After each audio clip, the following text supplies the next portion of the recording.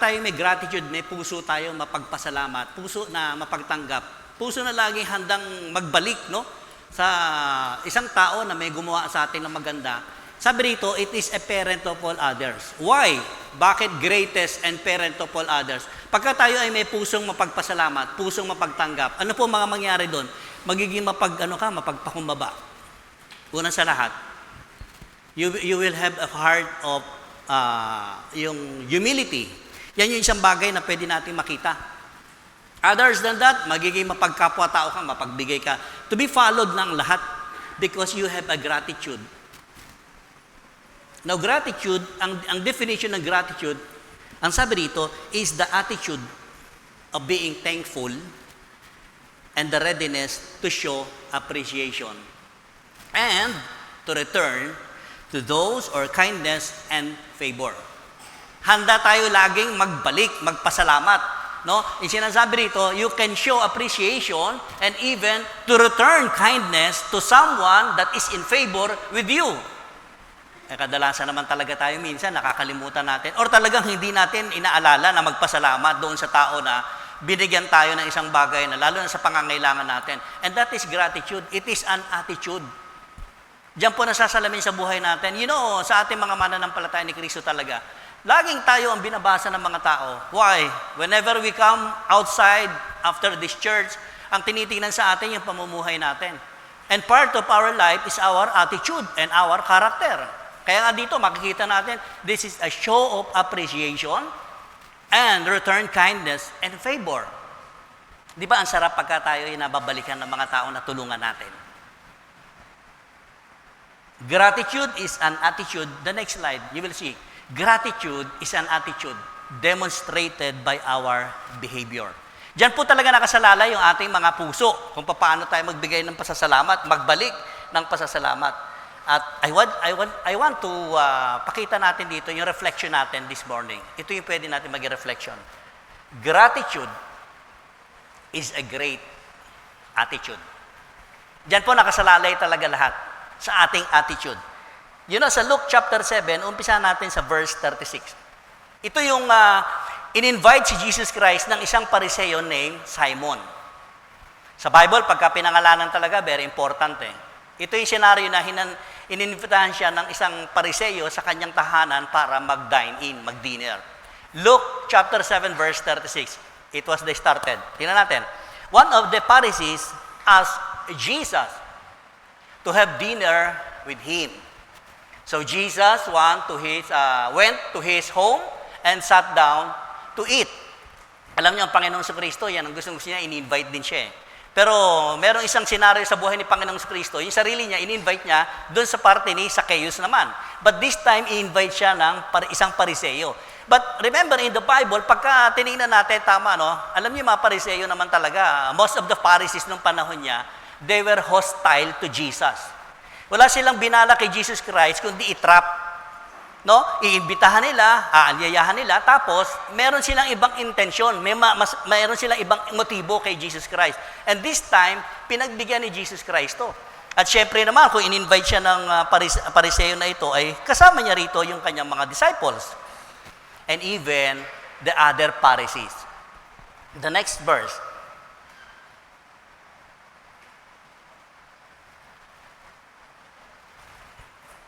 There are three reasons na pwede natin makita rito. Ako personally po, ito yung nakita ko. May tatlong posibilidad ang rason nitong Pariseo kung paano niya in-invite si Jesus Christ. Number one, yung Pharisee po, si Simon, unang-una nakita ko pa para po sa akin. Sabi rito, parang pag tinignan mo, he is a secret admirer ni Jesus Christ. Pwede rin naman. Remember that Nicodemus, kilala natin Nicodemus? One night, Nicodemus went to Jesus.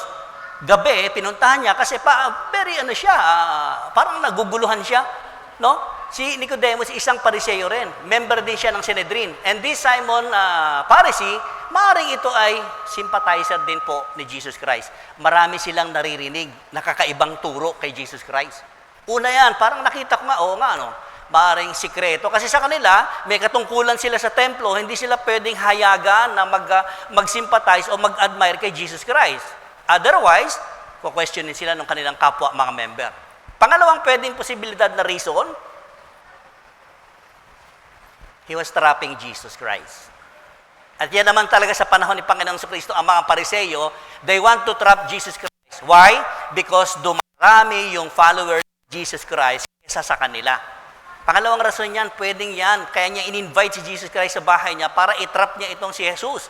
Pangatlo, maybe he is a collector of celebrities. Di ba? Tayo rin minsan, mahilig tayo. Pa-picture naman, pastor, pa-picture. Tama? Tapos, pag na-picture na, ipopost mo na sa Facebook mo. At minsan, nagagamit nga yan, di ba? Pwede itong Pariseo Simon na ito, maaaring ganoon yung kanyang intention. The other possibilities na pwedeng, no? Kasi nagiging famous na si Jesus Christ. Gusto kong ma-invite siya sa bahay ko. These are the 3 reasons na pwede nating masabi that this Pharisee, si Simon, yan yung kanyang intention. The next verse 37.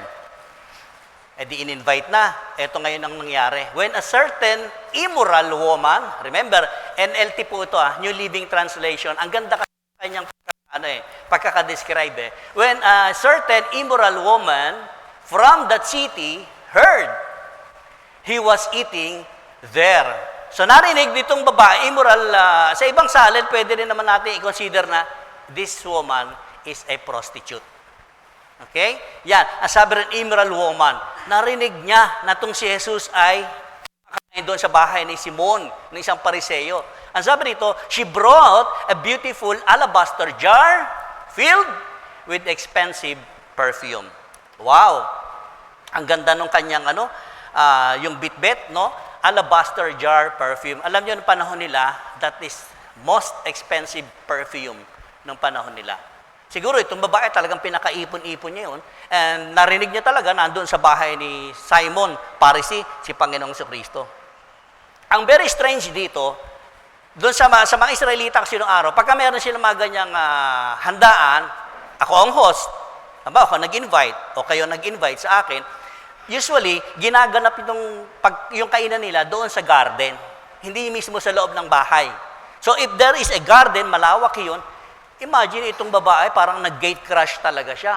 And even in the middle of the dinner, puro lalaki ang nandoon. At sila po, hindi po sila katulad ng table natin, na may upuan.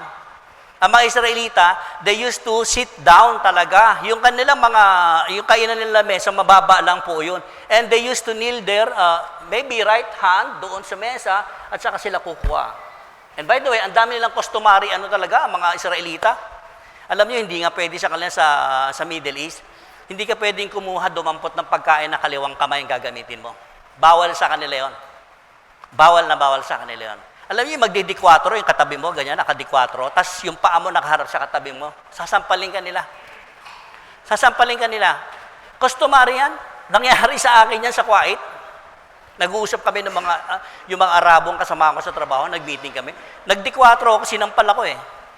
Sinampal talaga ako. And then after that, pinaliwanag sa akin. Sabi nila sa Arabic, hadamamno. Hadamamno, Ronaldo. Ibig sabihin, bawal sa amin yan. Kung sa Pilipino, okay sa inyo yan. Yan yung mga customary. Dito, pag tinignan natin, examine nyo, only girl in that dinner table, pumasok siya, nag-gate crash siya. Without knowing anybody, and even the host, yung Simon Pharisee, hindi nila nakita itong babae, nag-gate crash. The next verse, ito yung scenario eh. Then she knelt behind him at his feet, meaning kay Jesus Christ. Dumiretso siya sa likuran ni Jesus Christ. Sabi ko kanina, naka-incline yung paa ni Jesus Christ, naka-ganon yun. Doon siya dumiretso sa likuran. Anong ginawa ng babae? Then she knelt at his feet, weeping. Okay? Siguro katakot-takot na iyak ang ginawa ng babae. Ang sabi dito, her tears fell on his feet. Halos mabasa talaga yung paa ni Jesus Christ. And remember, yung iyak naman ng babae, hindi yung gapatak-batak lang ng luha. Siguro talagang luhaan itong babae na ito. Sa sobrang, yung udyok ng kanyang puso, nung makita niya si Jesus at nalapitan niya pa, kung todo iyak talaga yung babae doon sa paanan ni Kristo Jesus. Ano sumunod? After she cried out, sabi dito, and she wiped them off with her hair. Then, she kept kissing his feet and putting perfume on them. Ibig sabihin, pagkatapos niyang lumuha, ang pinampunas po niya yung kanyang buhok. Now, another customary na naman sa mga Israelita. Alam niyo mga babae, kahit sa Muslim country, they don't use yung mga babae natin ngayon nakalugay ang buhok na ganyan. Bawal sa kanila yan. And it was holy for the lady talaga. Kanya-kanya kasing kaugalian eh. Kaya sila nakapunjabi sila, yung tinatawag, naka yung mga buhok nila, at talukbong talaga yan. Pero dito, unusual itong ginawa ng babae. Pag tingnan natin, mamaya makikita nyo, bakit ganito lang ang ginawa nitong babae? Ang pinampunas po niya yung kanyang buhok. And it was a very, very disgrace sa isang babaeng katulad ninyo. And Israelites, alam natin, ang dami ng kaugalian. Bawal nga makipag-usap ang babae sa lalaki. Lalo ang mag-asawa kayo, yung sa publicly, naglalakad kayo. Even the children, ha?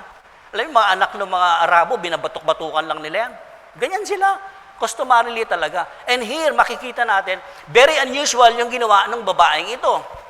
And bear in our mind, immoral woman ito, described as makasalanan, itong babaeng lumapit kay Jesucristo. The next verse. When the Pharisee who had invited him, meaning si Jesus Christ, nakita niya ito ngayon. Nakita ni Simon Pharisee. Let's say, sabihin natin, andito si Kristo sa harapan niya at nandiyan si Simon Pharisee, magkaharapan sila. Siyempre, pag ikaw ang host, nandun ka sa harapan ng in-invite mo. Yan yung kanilang senaryo. Pero nung makita ni Simon Pharisee yung pag-entry ng babaeng ito doon sa likuran ni Jesus Christ, sabi rito remember yung mga highlight ko po, very important yan. Sabi rito, he said to himself. Many readers of the Bible, minsan mali ang basa, kaya mali yung aplikasyon. Dito po, pag tinignan nyo, in-examine nyo, he said to himself. Without opening his mouth, with his own mind, nabuo sa kanya, if this man were a prophet, meaning referring to Jesus, he would know what kind of woman is touching him. She is a sinner. Kita niyo yung kaisipan niya? Isip lang po yun ni Simon Pharisee. Hindi yung sinabi. Ito yung very strange. Sa kanyang isipan, yung next verse, pag tinignan natin, ito yung kakaiba. Then Jesus, tingnan niyo po then Jesus answered his thoughts. Sino makakagawa nito kung regular, normal na tao lang? Ikaw ba, yung katabi mo, kahit asawa mo yan, alam mo ba yung kanyang iniisip? Di ba hindi? Very strange na makikita natin that Jesus Christ is Lord. Siya lang po makakagawa nun, na makabasa ng laman ng isip ng tao. Ang ganda, sabi niya, Simon, Simon, sabi niya rito, he said to the Pharisee, I have something to say to you. Siguro si Simon, nasa harapan niya, parang excited din si Simon, hindi niya alam na ang iniisip niya, alam na ni Kristo Jesus. And very surprisingly, sabi naman ni Simon, go ahead, teacher. Go ahead, teacher. Parang tayo, di ba, kung minsan, may magtatanong sa atin, pero may iniisip tayong kakaiba ron sa magtatanong, hindi natin lang magtutugma yung ating iniisip doon sa kanyang itatanong sa atin. And that is Jesus Christ. And he was very excited, go ahead, teacher. Ano po yung katatanong niyo sa akin? The next verse. Ito ang ginawa ni Jesus Christ. He tell a story or something like a parable. Then Jesus told this story. So ito yung istorya. Ang sabi ni Jesus Christ, merong nagpapautang, no? Merong loaner. Parang tayo, pag umuutang tayo, may nagpautang sa atin. Pero dito, dinescribe ni Jesus Christ, yung nagpapautang, meron siyang pinautang na 2 tao. 2 people. Ang sabi rito, yung isa 500 denarii, the other one is 50 denarii or silver pieces to the other. So magkaiba, parang 100 times yung difference yung dalawang nangutang. The next verse. Pero dumating yung panahon, ang sabi rito, they don't repay both. Hindi sila pareho nakabayad doon sa inutangan nila. So, ang sabi rito, yung nagpautang, so he kindly forgave them both. Ibig sabihin, canceling their debts, no? Kinancel yung kanilang mga utang. And customarily din talaga sa kanila, sa mga Israelita, no? Alam niyo po sa kanila, pag dumating yung panahon na 7th year, yung utang mo, napaso na o hindi mo na nabayaran, ginagawa nila, sige, hindi na, huwag mo nang bayaran yan. Kaugalian nila yon 7th year. Pwede rin pala nating apply dito, no? Sa ating mga Pilipino. Pwede, no? Umutang ka. Pag dumating yung 7th year, 7th year na yung utang ko, pwede ko na hindi bayaran. Pero sila yon, hindi pa pwede sa atin. Di ba, sa atin, kung minsan, yung nagpautang, siya pa yung makulit na niningil, no? Sabi, may dala pang itak yung sinisingil. Ako ba, parang hindi ka babayaran. Ganun pa ang dating. Yung mga nakautang. Grabe talaga. Pero dito, ang sabi ni Jesus Christ, pareho silang pinatawad. Now, ito yung very suspicious question ni Jesus Christ dito kay Simon. Ang sabi ni Jesus Christ, who do you suppose love him more after that? Sino sa palagay mo ang pinatawad ng malaki at maliit sa kanilang dalawa? Siguro iniisip mo, ako 50 dinar ang inutang ko, kung narinig ko dun sa nagpautang sa akin, sige, absuelto ka na. Sana na lang, ginawa ko rin 500 yung inutang ko. No? Di ba, manghihinayang tayo. Pero yung 500, ang laki na absuelto niya, okay, salamat. Pero yung 50 dinari, di ba, lugi yata ako dun. Sana 500 dinar din yung inutang ko. Parehas din naman kami pinatawad. The next slide. Parang ganito, pag tinignan natin, ang tanong ni Jesus Christ kay Simon Pharisee, who do you think, suppose, will more grateful? Because our title is Grateful Heart. Dito natin ipapasok yung grateful heart. Ang tanong ni Jesus Christ niyo kay Simon Pharisee, sino sa palagay mo, yung merong puso na napakalaki ng kanyang pagpapasalamat doon sa nagpautang sa kanya. The next verse. Tingnan natin yung sagot ni Simon. Parang sa Tagalog, pag tinranslate ko to, parang, sa palagay ko po, guro, no? Parang sabi ni Simon dito, ni Pharisee, I suppose the one for whom he canceled the larger debt. Tama? Pero hindi siya sigurado. Hindi sigurado si Simon Peter na tinutumbok ni Jesus Christ, yun yung iniisip niya nung una. Sabi niya, if this man is a prophet, he was referring to Jesus Christ. Ang kita niyo talaga yung puso ng Pariseo na ito eh. Nakapokus siya kay Jesus Christ. Not just only for a sinner, yung woman na makasalanan, kay Jesus Christ. Ang sabi niya, kung talagang propeta itong si Jesus na ito, dapat alam niya na makasalanan itong babae na nasa likod niya. Ha?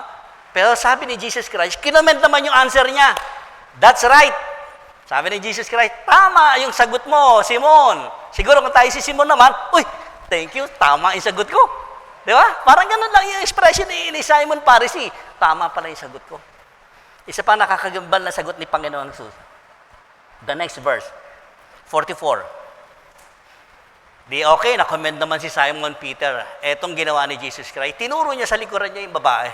Then he turned to the woman and said to Simon, ito yung mga nakakagimbal eh. That shook yung yung scenario nito. Remember, nasa dine-in sila, nandun lahat yung mga bisita, yung mga in-invite ni Simon Pharisee and the 12 disciples, nandun doon din. They were in the middle of dinner. And he turned sa likod niya, sabi niya, Simon, tingnan mo itong babae na to, nasa likod ko. Ano sabi niya? Dumating dito, umiiyak, nakaluhod. When she entered to your home or to your house, iyak ng iyak, nabasa ng luha yung paa ko. Next verse. Nabasa ng luha niya yung paa ko, halos talaga, no? Ibig sabihin, basang-basa at ang pinampunas niya yung kanyang buhok. At hinahalikan niya, binuhusan pa niya ng mamahaling pabango. What is the contradict between dito? Parang sinasabi ni Jesus Christ, ang laki ng pagkakaiba niyo. Eto, tingnan mo yung babae sa likod ko. Ikaw, mula nung pumasok ako dito sa bahay mo, you didn't offer me water to wash the dust from my feet. Look at the highlight. Ba't kina-highlightan ko yan? Customarily din sa kanila, kapag ikaw ay nag-invite ng isang bisita, they were prepared a water basin doon sa pintuan. Okay? But if there is someone coming, meron doon, okay, may alipin ka ron, maghuhugas ng paa at may towel na ron para punasan, then you can enter to the house. Kita yung mga kaugalian nila, di ba? Sa Middle East din pa rin, applicable talaga ito. Hindi ka pwede pumasok sa bahay doon, nakasapatos ka, you have to remove your shoes.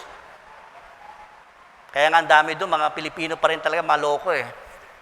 Pagka magano yung bahay, ininanakaw nila yung mga sapatos, ang gaganda ng sapatos doon. Tiba-tiba yung mga Pilipino doon na paglabas mo, wala ka ng sapatos, kasi ninakaw pala.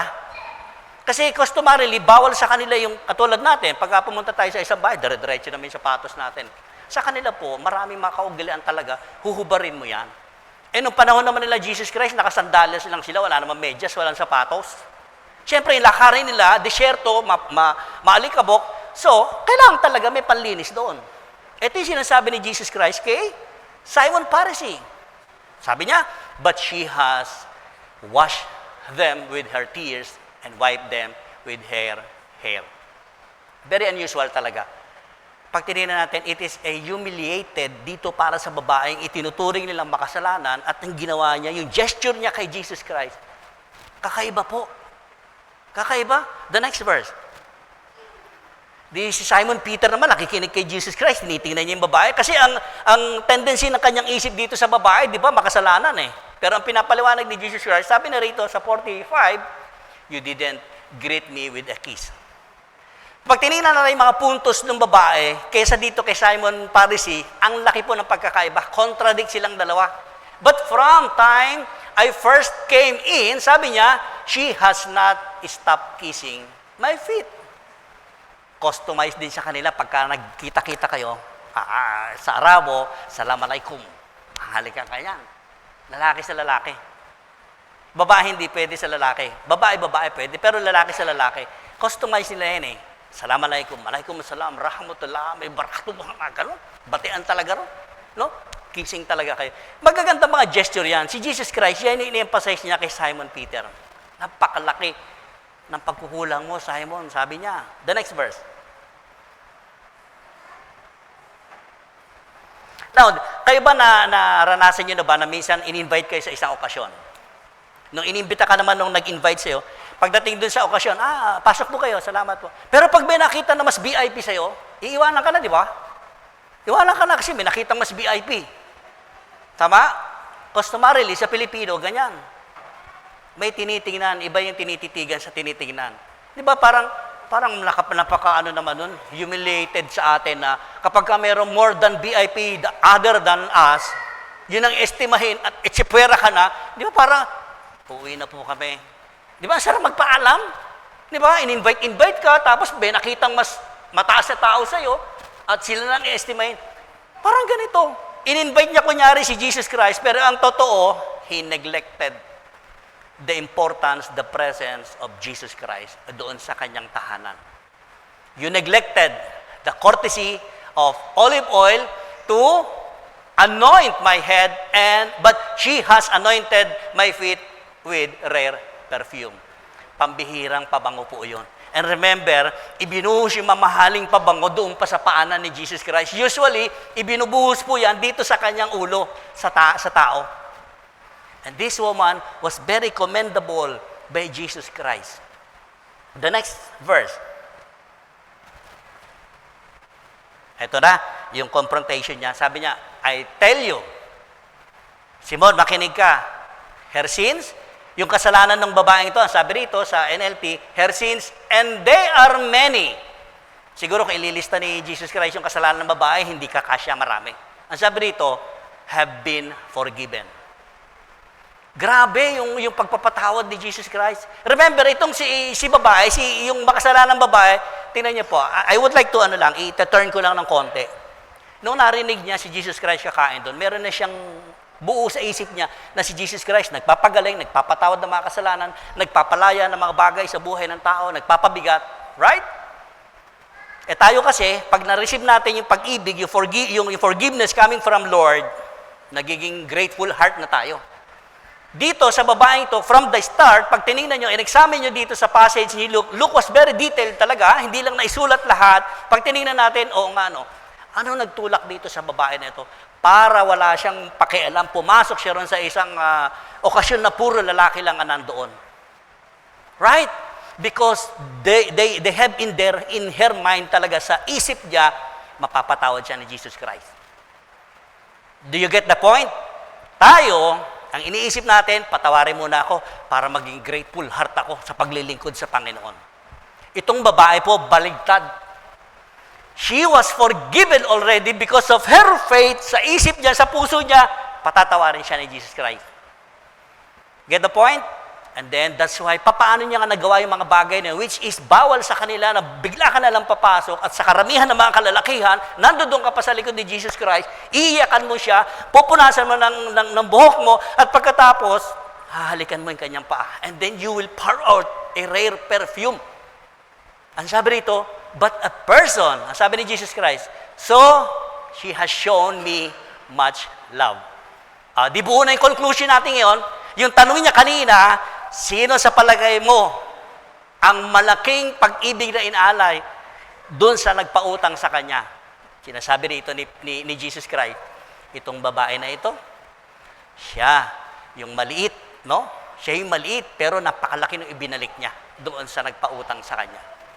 A person who is forgiven little shows only little love. Pero baligtad dito. Itong babae, ang laki ng kasalanan niya, itinuturing niya makasalanan, right?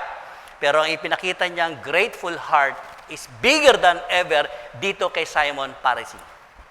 How many of us nakatulad ni Simon Pharisee?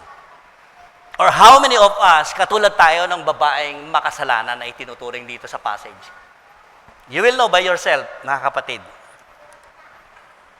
The next verse.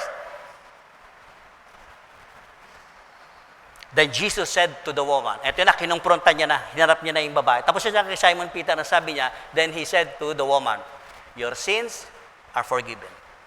Alam niyo, ang Panginoong Jesus napakahiwaga talaga, no? Pero pag sinabi ni Jesus Christ, your sins are forgiven, totally forgiven ka, kapatid. Huwag ka na magda-doubt na, uy, may katiting pang kasalanan na, ay, kapatid, baka naman hindi mo talaga kinonfess lahat. Tama? Dito, wala tayong nakitang confession ng babae. By the way, her gesture to the feet of Jesus, considering the fact that lahat ng kasalanan niya, iniwan niya ron sa pana ni Kristo Jesus, inialay niyang lahat ng effort niya, lahat ng meron siya mahalagang bagay, importante sa buhay niya, doon niya iniwan lahat sa pana ni Kristo Jesus. You know, si Simon Pharisee, katitingin lang po, nagasta niya ron sa pag-invite kay Jesus Christ. All things na in-offer niya kay Jesus Christ is worthless. Wala pong halaga. But here, the woman, yung sinasabi rito ni Jesus sa babae, your sins are forgiven. The next verse. May problema. Ito ang problema, malaking problema. Siyempre, ang dami nakaharap kay Jesus Christ. Ito ang problema. The men, nando sa pagkainan, the men at the table said among themselves, nagbulong-bulungan sila. Sabi, sino ba itong tao na ito? Remember, tingnan nyo, ang tingin nila kay Jesus Christ talaga is human only. Sino ba itong tao na to? Na pati ang pagpapatawad ng kasalanan ay pinapakialaman. Ganyan yung kanilang interpretation, mga kapatid. Siguro parang tayo rin ito. Pwede rin tayo yung other people o yung mga disciples na nandun sa tabi ni Jesus Christ. Pwede tayo maging mga karakter na nandun sa paligid ni Jesus Christ. May iba-iba. Pero dito, nakita natin, may komento sila. Ang sabi nila, sino itong tao na ito na pati ang kasalanan ay pinapakialaman? Ang galing ni Jesus Christ, hindi niya inintindi yun. Hindi niya in-entertain yun. Ito uli ang in-entertain niya yung babae. Ang sabi niya sa babae, and Jesus said to the woman, your faith has saved you. Go in peace. Remember last week, di ba? Ang sabi niya ron sa 9 lepers, umalis yung bumalik, di ba? Ang sabi niya, your faith has healed you. This time, your faith has saved you. Go in peace. Tumayo ka dyan. Sabi niya sa leper na nakaraang linggo, tumayo ka at humayo ka na. Bumalik ka sa dati mong buhay. Nakita niyo yung pagpapakawala, pagpapalaya ng salita ni Jesus Christ. For any someone sa atin dito, kahit sino rito, na kapag ka narinig mo, sinabi ni Jesus Christ, your faith has saved you. Saved from what? Yun ang tanong dito. Hindi naman ito tumanggap, Lord. Tinatanggap ko ito bilang sariling Panginoon, tagapagligtas. Walang ganung moment, walang ganung formula, mga kapatid. Ang sabi lang ni Jesus Christ, your faith has saved you. Grabe, no? Right? Grabe. Tapos tayo mga Kristiyano ngayon, masyado tayong atat-atat sa pagpapatanggap sa mga baguhan. Wala tayong natupag, kundi pa, ay, bago yan, kailangan patanggapin kay Kristo Jesus yan. Nakita niya rito? Nanggaling yung grateful heart doon sa masamang babae, sa isang makasalanan na babae. That's why he turned her faith sa puso niya. Alam niyang napatawad siya ni Jesus Christ. That's why she go inside. At ito ang nangyari. Actually, kinomen siya ni Jesus Christ. Your faith. Tingnan nyo. Naliligtas ang tao sa pamamagitan ng kanyang pananampalataya lang. Hindi tayo naligtas dahil ang mga magulang natin nung sinauna ay sila yung mananampalataya. No? Hindi na kailangang tanggapin. Nakita natin dito yung personal attachment ng babae. She was very disgraced. Hinuhusgahan siya ng mga tao sa lugar nila, pero one time, lumapit lang siya kay Kristo Jesus. And she was attached to Jesus Christ. Palakpakan natin si Lord. Kaya sabi ko kanina, the next slide, ang sabi ko kanina, gratitude is a great, great attitude. Next verse nga po. Next slide. Yes. Ito iiwan ko sa inyo sa oras na ito. Gratitude is a great, great attitude talaga. Yung sa atin manggagaling mismo, yung ano natin, yung ating effort. Dalawang bagay ang pwede natin makita. Sabi mo sarili mo, ang dami kong ginawa ng mabubuti, pero walang bumalik. Kapatid, kung meron kang ginawa ng mabuti at patuloy kang gumagawa ng mabuti para sa kapwa, huwag mo nang hangarin na pasalamatan kanila at balikan kanila. Dapat, yung nabigyan, yung natulungan, siya ang makaalala kung ano yung mabuting ginawa sa kanya ng kapwa niya o ng Diyos. Do you get the point? Tama? Huwag na nating asabihin na pasalamatan tayo nung nabigyan natin. Why? Si Lord ang magbabalik ng biyayang nabawas sa buhay mo, sa bulsa mo, kapatid. Palakpakan mo si Kristo. Di ba? Tayo yung recipient lang tayo, tagatanggap lang tayo. The recipient of grace and mercy from the Lord Jesus Christ. Tapos, nung ikaw nakatanggap, nagbigay ka rin, naghahangad ka ng ano, si Jesus ba, ano bang hinangad sa atin? Lord, salamat. Niligtas mo ako. That's it. Finish. I have faith in you. Everything else will follow in my faith. Naligtas ako dahil sa pananampalataya. And gratitude is a great attitude. Next slide. Kaya lagi natin isipin. Ito maganda. Think and give thanks. Think and give thanks. Totoo na ang buhay mananampalataya hindi po easy way. There are so many courses in our journey of faith na masyadong masalimuot po.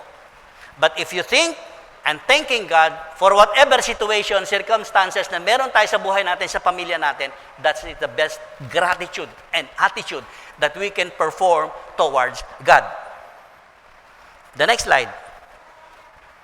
Kaya tayo meron tayong, pakibasa nga natin na sabay-sabay.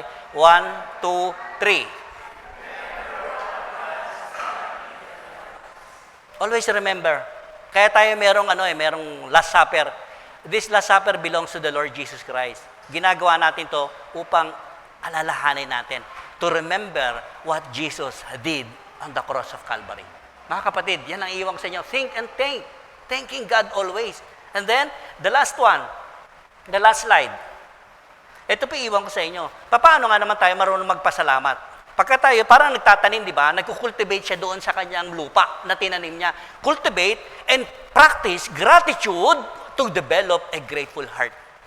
Kasi hindi naman madali yan May process kasi yan. Pag nagtanim ka ng halaman, di ba? Kinukultivate mo, pinifertilizer mo yun para maganda ang tubo. And so be it sa ating mga puso, ang nakatanim dito, salita ng Diyos, paano lalabas yan, paano maisa sa pamuhay. Remember that Jesus Christ, ang sinabi niya, whoever hears the words of mine and put them into practice, blessed are those. Mapalad daw tayo na kapag tayo ay nagbabasa, nag-aaral ng salita ni Kristo, kinukultivate natin sa isip at sa puso natin. And then, gratitude. Yung pagpapasalamat natin, na de-develop yun into a grateful heart na mga buhay natin. Yuko tayong lahat sa presensya ng Panginoon. As we continue na magpa-participate tayo this morning sa hapagkainan ng Panginoon. Salamat dahil ibinahagi tayo, isinama tayo ng Panginoon. Father, we thank you for this wonderful message. Salamat dahil kayo ang nagtuturo sa amin how to have a grateful heart. And apart from your teachings, from your words na naririnig namin, it is very hard for us, Lord, na magkaroon kami ng grateful heart. But thank you because of what you have done on the cross of Calvary. And that's why we will always remember itong juice at ang tinapay na ito na sa aming harapan ay magdulot ng iba yung kapahayagan para sa aming espiritu, sa aming katauhan at sa aming kaunawaan. That we will always thank you. Kasi kayo yung karapat-dapat na pasalamatan lang namin una sa lahat. And thank you for those people around us na naging bahagi rin ng inyong pagpapala papunta sa amin. At nawa, maging kami rin po ay maging bahagi ng pagpapala ngayon so that many people will give thanks to you. Babalik nila sa inyo yung pasasalamat lagi. Kaya sa oras na ito, I want to prepare our hearts, be thankful because of these elements. Symbolic ito ng katawan at ng iyong dugo na nabuhos doon sa krus ng Kalbaryo. Sabi mo sa iyong salita, sa pamamagitan ng iyong kamatayan sa krus ng Kalbaryo, dinala mo ang lahat ng bigat ng aming mga kasalanan. And that bearing our sins on the cross of Calvary, our all sins have been forgiven. Maraming salamat po. Ito po yung samot dalangin namin, punong-puno ng pag-asa at katagumpayan sa pangalan mo ng Panginoong Jesus. Amen.